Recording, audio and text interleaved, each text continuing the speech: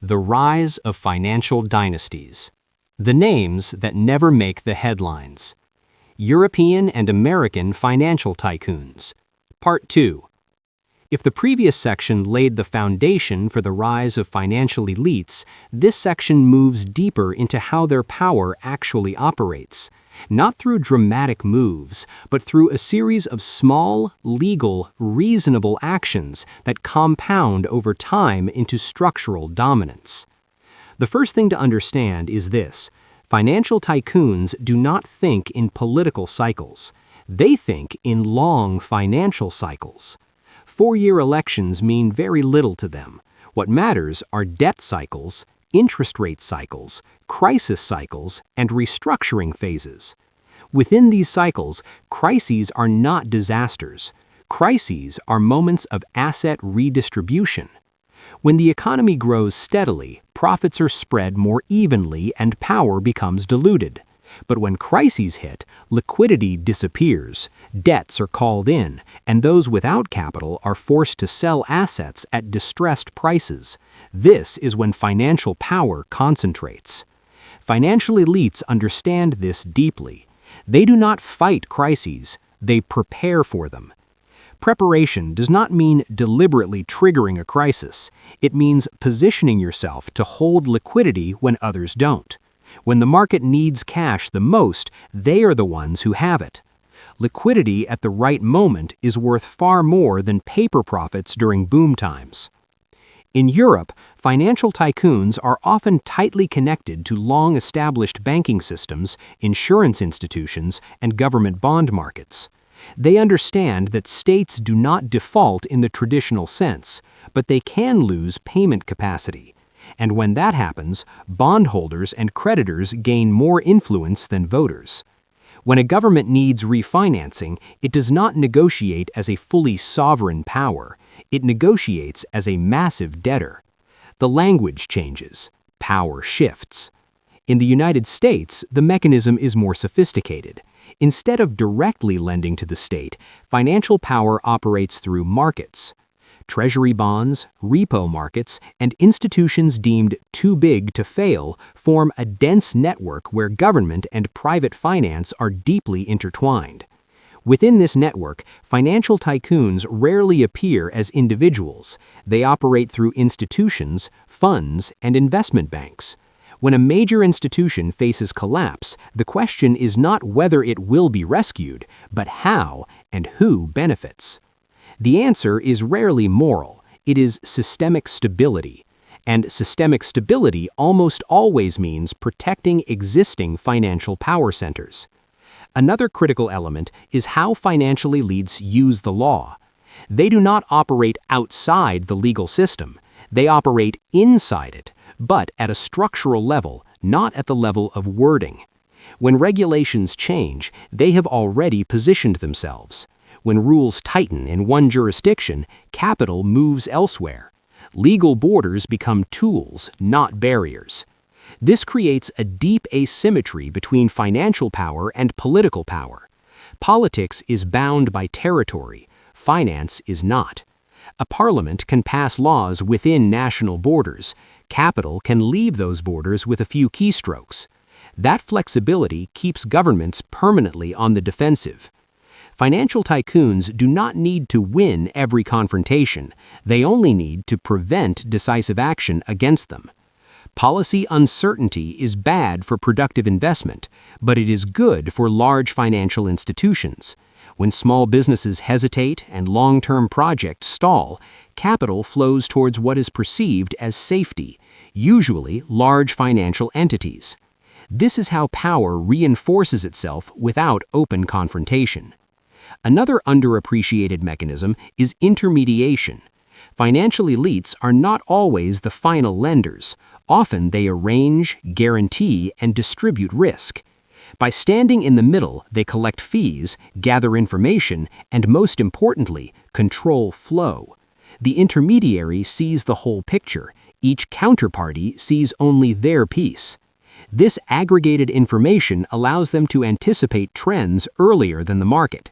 Absolute accuracy is not required. Being early is enough. In finance, being slightly early is the difference between power and reactive survival. In both Europe and the United States, financial elites also invest heavily in shaping mindset, not through direct propaganda, but through economic frameworks. Concepts like financial stability, market confidence, and fiscal discipline sound neutral, but they consistently shape policy in ways that favor creditors over debtors. Language creates policy reality. Another key dynamic is the relationship between financial elites and major crises. When the system functions smoothly, they are praised as efficient capital allocators. When crises erupt, they are condemned as greedy. Yet after the crisis, they often return stronger.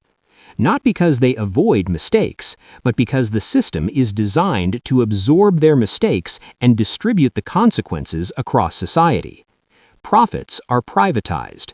Risks are socialized. This is not a slogan. It is a mechanism.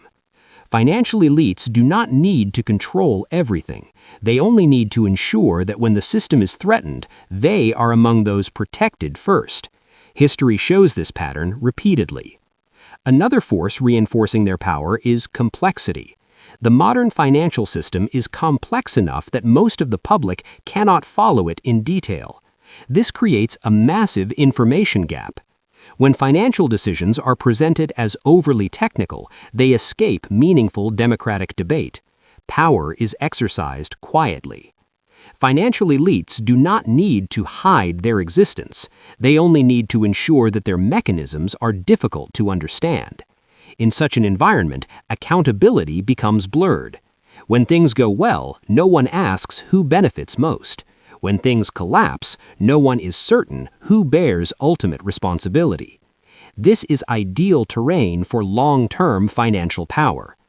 This second section shows that the power of European and American financial tycoons does not reside in specific individuals, but in system design, a system flexible enough to adapt, complex enough to evade control, and essential enough that it cannot be dismantled. In the next section, the focus will move deeper into the relationship between financial elites and major crises, and how each crisis reshapes the balance of power towards greater concentration. The rise of financial dynasties, the names that never make the headlines. European and American financial tycoons. Part 3 of 4. Financial power does not grow through direct confrontation. It grows through time, patience, and the ability to survive every cycle without taking fatal damage. If the previous section revealed how financial elites operate within the system, this section goes deeper into a core question: why, after every crisis, they don't weaken, but instead emerge even stronger. The first thing to understand is that crises do not destroy the financial system. Crises simply restructure ownership within it. Those without enough capital, liquidity, or patience are forced out. Those who possess all three remain and acquire what's left at prices far below real value. Financial tycoons do not seek perfect stability. They seek survivability in instability. That difference changes every decision they make. While society fears volatility, volatility is their natural habitat. When markets are stable, profits are distributed more evenly. When markets are chaotic, profits concentrate, and power always follows concentrated profit. A long-term strategy of European and American financial elites is controlling system choke points rather than the entire system. They don't need to own everything. They only need to own what, if stopped, causes the entire flow to seize up. These choke points include payment banks, clearing institutions, risk pricing entities, credit rating agencies, and key capital markets. Whoever controls the choke points doesn't need to issue commands. The system adjusts itself in their favor. This explains why many financial tycoons rarely appear in the media. They don't need visibility. They operate behind the daily mechanics of the economy. Their absence from headlines is proof they are doing their job correctly. In the United States, financial power is anchored in capital markets. In Europe, it is rooted in banks and sovereign debt. But in both systems, elites don't compete with governments. They make governments dependent. When a nation must borrow to sustain its bureaucracy, fund social programs, or refinance old debt, lenders no longer need formal political authority. They already possess real power. Once debt reaches a certain scale, the borrower has no real alternatives. At that point, power no longer resides in votes, it resides in loan conditions. Another defining trait of financial elites is that they don't oppose regulation, they welcome it, especially complex regulation. Complexity raises barriers to entry. Small players are eliminated. Large institutions survive. Modern finance isn't controlled by lack of laws, it's controlled by too many laws. Only organizations with massive legal, accounting, and operational capacity can endure. This creates a paradox. Financial reforms meant to reduce risk often strengthen the largest institutions. The tighter the rules, the greater the concentration. After every crisis, the number of banks shrinks, but the remaining banks grow larger. Power doesn't disappear, it changes hands. Financial elites understand this perfectly. That's why they don't fear reform. They only need to ensure they remain among those considered too big to remove. Another critical weapon is influence over macroeconomic thinking. They don't need to manipulate public opinion directly. They shape how policymakers think. When the dominant framework assumes growth requires debt, stability outweighs deep restructuring, and markets know best, financial power is protected at its foundation. These assumptions didn't emerge by accident. They were built over decades through academia, reports, conferences, advisory firms. Once an idea becomes standard, it stops being questioned.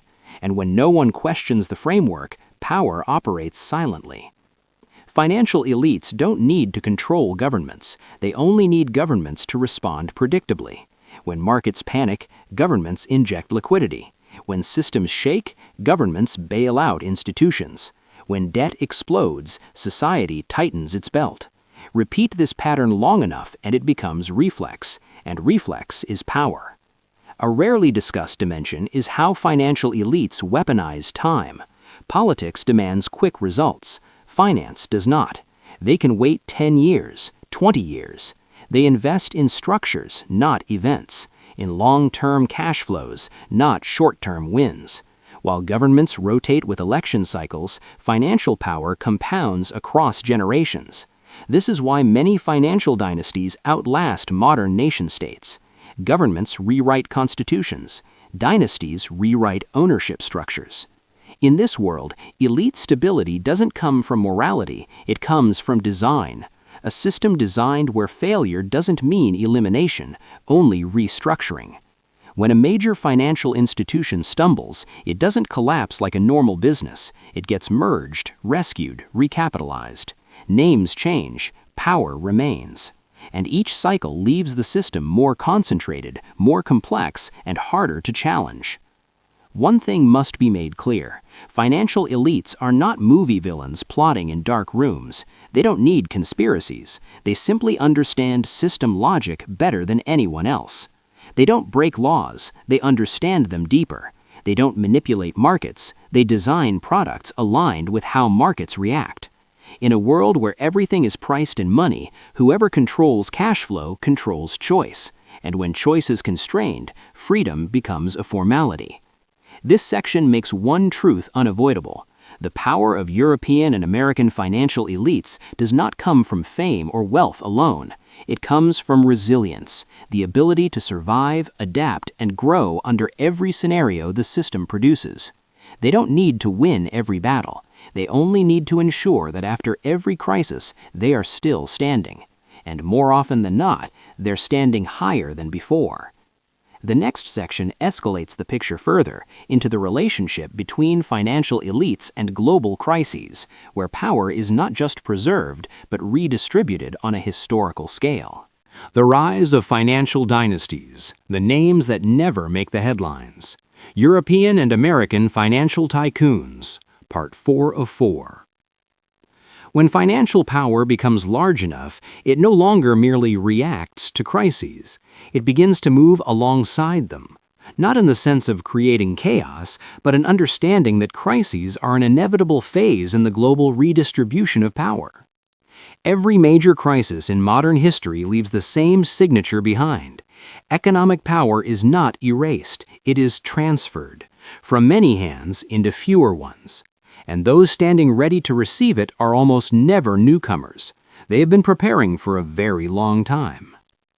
Global financial crises, sovereign debt crises, currency crises, energy crises, geopolitical shocks. On the surface, they look different. At the core, they all produce the same effect. They reveal who truly controls capital flows when the system starts shaking. In those moments, governments are forced to act faster than usual, and when speed is required, deep restructuring becomes nearly impossible. Leaders choose to save the system first, and the system that gets saved is the one already holding financial power. This is when the relationship between the state and financial elites becomes impossible to ignore. Not a relationship of command and obedience, but one of mutual dependence, structured in a deeply asymmetric way. The state needs the financial system to maintain social stability. The financial system needs the state to guarantee legitimacy and survival. But in a crisis, the side that controls liquidity always holds the advantage. Decisions made during crises are not made under ideal conditions. They are made under fear, pressure, and extreme time constraints. And it is precisely under these conditions that financial power is most effective. Bailout packages, liquidity injections, and guarantee mechanisms are not just technical tools. They are instruments of redistribution. They shift risk from the financial sector to the public sector. And once risk is socialized, financial power becomes more entrenched. After every major crisis, the financial system becomes more concentrated. Fewer institutions, but larger ones. Fewer players, but deeper influence. This is not an accident. It is a predictable outcome. One critical realization is that crises do not weaken trust in the financial system. They strengthen its position as irreplaceable. When people lose jobs, businesses collapse, and public budgets are strained, the question is no longer whether the financial system should be saved. The question becomes what happens tomorrow if it isn't. And within that question, the only option labeled responsible is preserving the system. Financial elites understand this psychology perfectly. They don't need to apply pressure. They simply need to exist as an indispensable pillar. When you are the pillar, you don't need to speak. All decisions automatically revolve around you. Another deep consequence of global crises is the reshaping of rules. After crises, new regulations are introduced, but these laws rarely dismantle existing power structures. More often, they legalize what already happened during the crisis. Temporary rescue measures become permanent tools, exceptions become precedents, and precedents become norms. Over time, this creates a system where large-scale risk is encouraged because failure no longer means elimination. When you are big enough, you do not fail in the traditional sense. You are restructured. This fundamentally alters behavior across the entire system. Risk does not disappear, it concentrates at higher levels. And when risk is large, the cost is larger. But the people paying the price are rarely the ones who made the decisions. At an even deeper level, global crises reshape relationships between nations. Countries that host the core of global finance gain overwhelming advantages. Their currencies become safe havens. Their government bonds become the definition of safety. This allows them to borrow more cheaply, spend more freely, and project financial influence far beyond their borders. Other nations pay higher prices for the same level of risk. Financial power, therefore, is not a domestic issue. It is structural to the global order. Financial dynasties and major institutions do not need to control territory. They only need to control cross-border capital flows. And when those flows are denominated in strong currencies, power travels with them. One often overlooked effect of crises is how they reshape social psychology. After every crisis, societies become more risk-averse, more fearful. And in that fear, people are willing to accept concentrated power in exchange for a sense of safety. This is the invisible cost of stability. Freedom of choice is traded for order. Diversity is traded for predictability. Financial elites do not impose this trade-off. They simply offer solutions that align perfectly with that mindset. When people seek safety, they turn to large institutions. When they turn to large institutions, those institutions grow larger, and the loop reinforces itself. At the end of this chain, financial power becomes embedded into the structure of society itself. It is no longer a group of individuals. It is woven into laws, markets, habits, and patterns of thinking. And when power becomes structure, challenging it is no longer a matter of confrontation. It becomes a matter of rebuilding the entire system. This is why financial dynasties endure, not because they never make mistakes, but because their mistakes are absorbed by the system they helped design. In this framework, crises are no longer accidents. They are mechanisms that refresh the system while deepening power concentration. This final section does not argue that financial power is good or evil. It simply states a reality. In the modern world, power does not disappear during crises. It changes form, and it changes hands. And if this reality is not understood, every future crisis will continue to be told as a shocking surprise, while for those who truly hold power, it is simply the next chapter in a very familiar cycle. Follow, subscribe, and share the channel to gain new knowledge and grow every day.